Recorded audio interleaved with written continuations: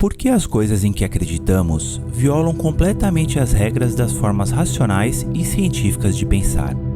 Todos temos coisas em que acreditamos. No entanto, quando alguém sentado do outro lado da mesa exibe tendências contrárias, não deixamos de ficar furiosos com a clareza com que vemos os fatos e eles não.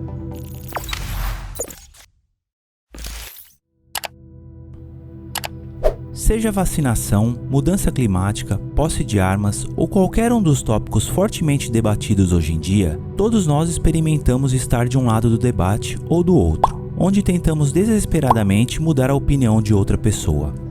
Quase sempre, independentemente da natureza do debate, nenhuma das partes muda de posição. Na verdade, a maioria das pessoas sente uma necessidade defensiva de dobrar a aposta e ser ainda mais firme em relação à posição que já ocupava.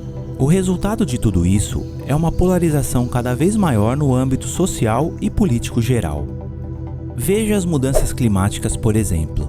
Pode-se teorizar que quanto mais educada uma pessoa é, maior a probabilidade de acreditar que a mudança climática está acontecendo e que os humanos são em grande parte responsáveis por isso. Aqui educado refere-se à educação institucional. Então, pessoas que têm bacharelado e mestrado deveriam, em teoria, achar a mudança climática óbvia, mas os estudos não refletem isso. O nível de educação é de fato um prognóstico ruim com relação a acreditar ou não nas mudanças climáticas ou em qualquer outro assunto. O prognóstico mais assertivo é como você se identifica politicamente, infelizmente. Na verdade, geralmente as pessoas mais instruídas tendem a ter visões ainda mais polarizadas sobre essa e outras questões, bem mais que as pessoas menos instruídas. Ao contrário do que você e eu podemos pensar, as pessoas que não acreditam nas mudanças climáticas não o fazem necessariamente porque são estúpidas. Longe disso. Sua recusa em acreditar em evidências científicas depende de como o processo de pensamento humano é orientado pelo viés.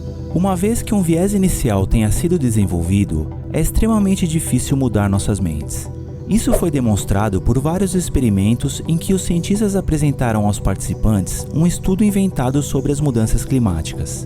Nenhuma das partes estava ciente se o estudo foi inventado ou não. Os participantes que já acreditavam na mudança climática usaram como reforço de suas crenças, e aqueles que não acreditavam simplesmente descartaram o estudo como falso. Estudos falsos que argumentam contra as mudanças climáticas têm o mesmo efeito. As pessoas que já acreditam na mudança climática a rejeitam com facilidade, e as que não acreditam a abraçam.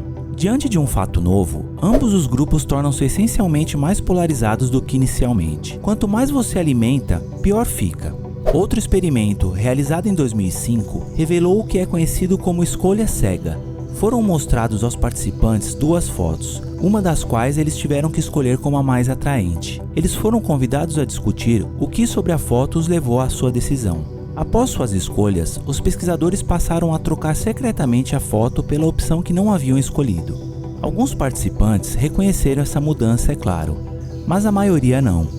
E eles surpreendentemente foram em frente e realmente justificaram uma escolha que não fizeram. Isso só mostra que uma vez que a escolha inicial foi feita por intuição, emoção ou algum outro impulso, tudo o que os participantes realmente se importavam era se convencer de que haviam tomado a decisão mais racional. E isso reitera que nossas posições muitas vezes têm muito pouco a ver com evidências.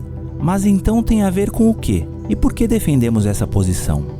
Bom, tem a ver com o nosso desejo evolutivo de pertencer. Afastar-se do rebanho não traz boas chances de sobrevivência na natureza.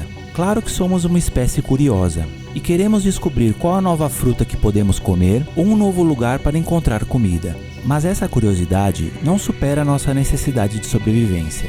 E mesmo que não corramos o risco de ser devorados nos tempos modernos, essa tendência se mantém ativa em nosso cérebro.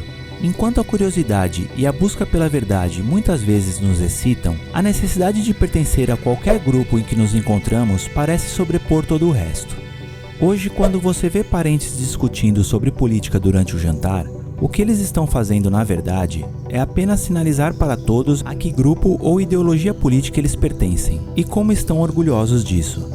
Outra razão pela qual as pessoas tendem a defender essas opiniões, muitas vezes mal formadas, é devido ao quanto elas pensam que sabem sobre certos assuntos, conhecido como ilusão de profundidade explicativa. É um erro comum, que todos nós somos culpados. É tão fácil iniciar uma discussão com um amigo e mergulhar fundo em algum território desconhecido, mas continuamos e inventamos as coisas à medida que a discussão avança, para não parecermos desinformados. Apesar do melhor acesso à informação, é especialmente prevalente na era de hoje, onde os tweets são baratos, mas os pensamentos são caros. Em um experimento interessante de 2014, para ilustrar essa tendência, os participantes foram questionados sobre a intervenção militar dos Estados Unidos na Crimeia. Eles também foram convidados a apontar a Ucrânia em um mapa. A estimativa mais próxima de onde a Ucrânia estava era de quase 3 quilômetros. E quanto mais longe um participante estava, mais provável era que eles recomendassem uma intervenção militar. Os pesquisadores essencialmente resumiram esse resultado com a seguinte citação: como regra, sentimentos fortes sobre questões não emergem de uma compreensão profunda. Esses exemplos deixam claro que os teóricos da conspiração que as pessoas adoram atacar podem na verdade não estar tão ideologicamente distantes do resto de nós quanto podemos pensar. Nessas pessoas, a necessidade de pertencer é tão forte quanto no resto de nós. A única diferença, talvez, seja o conjunto inicial de suposições.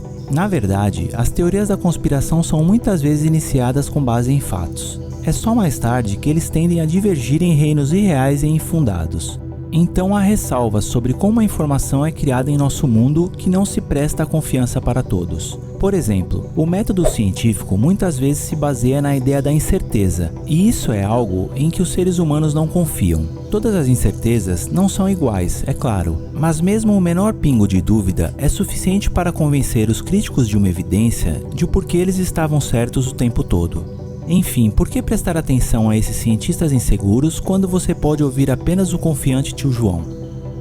Este é, infelizmente, um aspecto que foi aproveitado pelos lobistas das empresas de fumo, quando o público não tinha certeza sobre seus malefícios, e agora por pessoas que não acreditam que a mudança climática esteja acontecendo ou sendo causada por humanos. Qualquer coisa menos que o consenso total e absoluto em suas mentes não é apenas insuficiente, mas uma evidência incriminadora de que eles mentiram o tempo todo para essas pessoas. Mas a insistência na necessidade de haver incerteza talvez seja o maior presente do método científico. Afinal, ele quantifica da melhor maneira possível quão longe estamos da verdade real e o que precisamos para chegar lá.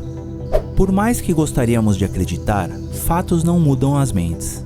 Temos mais acesso à informação do que nunca. No entanto, também estamos mais polarizados do que nunca. Nesse clima aparentemente irreparável, é importante reconhecer por que as pessoas acreditam nas coisas que fazem e como nunca estamos muito longe de acreditar nelas também. Sempre podemos ser mais gentis em nosso esforço para entender as pessoas do outro lado da mesa. Só assim temos a chance de preencher nossas lacunas ideológicas. Afinal, fatos não mudam mentes. Como sempre, obrigado por assistir. Aqui estão alguns vídeos que talvez você possa gostar. Inscreva-se em nosso canal e ative as notificações, pois ainda temos muito conteúdo interessante a caminho.